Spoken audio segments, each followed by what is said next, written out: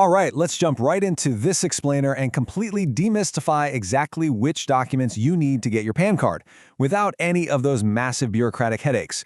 We all know that dealing with government paperwork can sometimes feel, well, basically like navigating a maze blindfolded while someone hides the map. But today, we're taking the blindfold off. We are breaking down the exact top 10 officially accepted documents for your PAN card address proof, completely removing all the guesswork from the equation. Have you ever had a government application bounced back because of one tiny, seemingly insignificant detail? Yeah, it's the absolute worst. Bureaucracy is tough, and it's incredibly frustrating when one wrong or outdated document stalls your entire application for Form 93. And by the way, Form 93 is just the newly renumbered form for Indian citizens. It replaces the old Form 49A. You spend all that time filling out the details, paying the fee, and then, boom, reject it, just because the proof of address wasn't quite right. The Income Tax Department is notoriously strict about this, and for good reason, since your PAN is a highly critical financial identifier. But that strictness means you literally cannot afford to guess what works.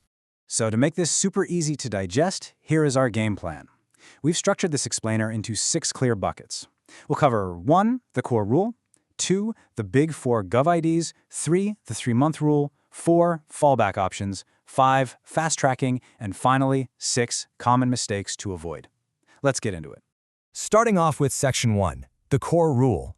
Think of Rule 114 of the Income Tax Rules 1962 as your ultimate, definitive rulebook. This is what governs the entire process. If your document is on this specific list under Rule 114 and the address exactly matches your application form, it is accepted. Period. The Income Tax Department really doesn't care how official a document might look to you. If it's not explicitly approved under Rule 114, it's getting rejected. Plus, the document has to be in your name. Now, if you're applying online via authorized portals like Proteon or UTISL, you just need a clear scanned JPG or PDF and keep it strictly under 300 KB. Applying offline, a clear photocopy is all you need. But please, whatever you do, never send your original documents in the mail.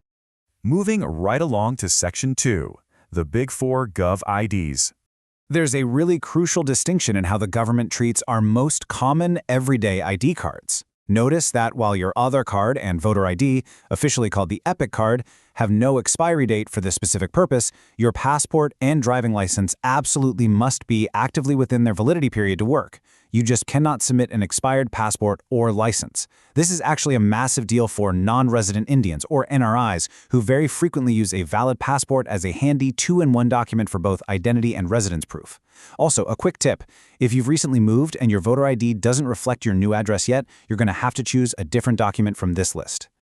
All right, let's hit Section 3, the 3-month rule. When we move away from IDs and into financial and utility documents, there is a very strict time limit that catches a ton of applicants off guard. So the crucial point here is the number 3. Your utility bills and bank statements cannot be older than 3 months from the exact date of your PAN application.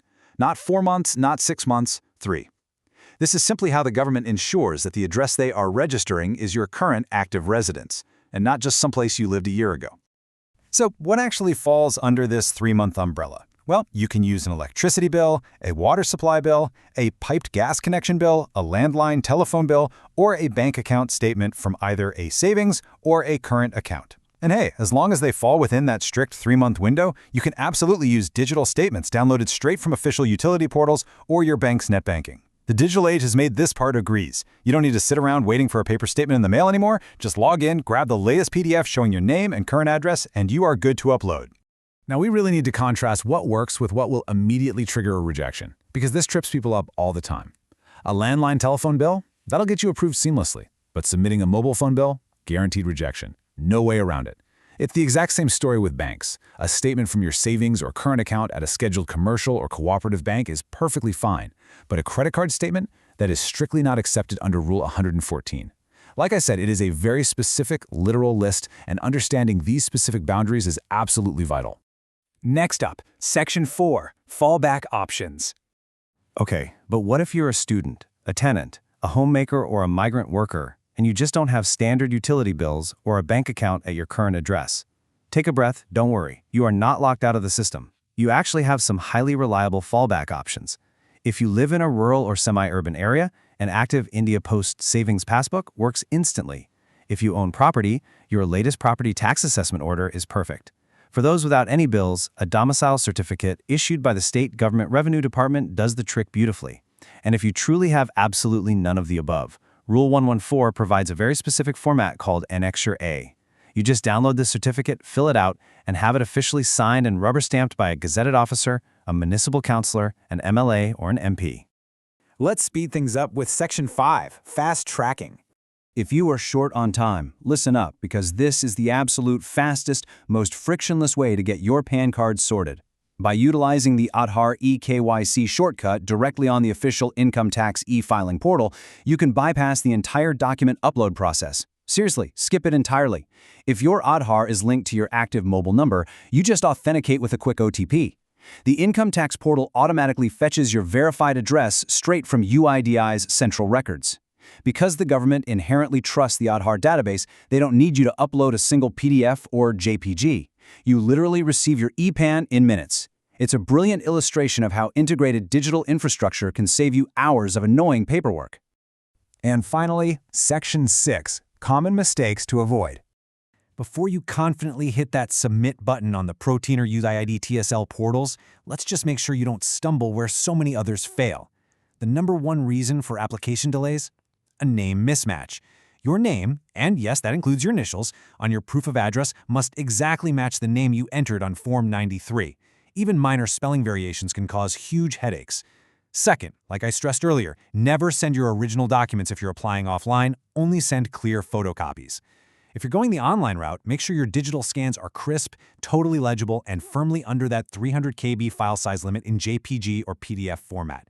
And lastly, always double-check the expiry dates on your passport or driving license before attaching them. So there you have it. Now that you know the exact rules, the strict timelines, and the common pitfalls to avoid, you are fully equipped to get your PAN card processed smoothly and without delay. No more guessing, no more agonizing over rejected applications. You have the official roadmap right here. So I want you to take a look at your records, check those dates, and think about it. Which of these top 10 officially accepted documents will you confidently use for your application today?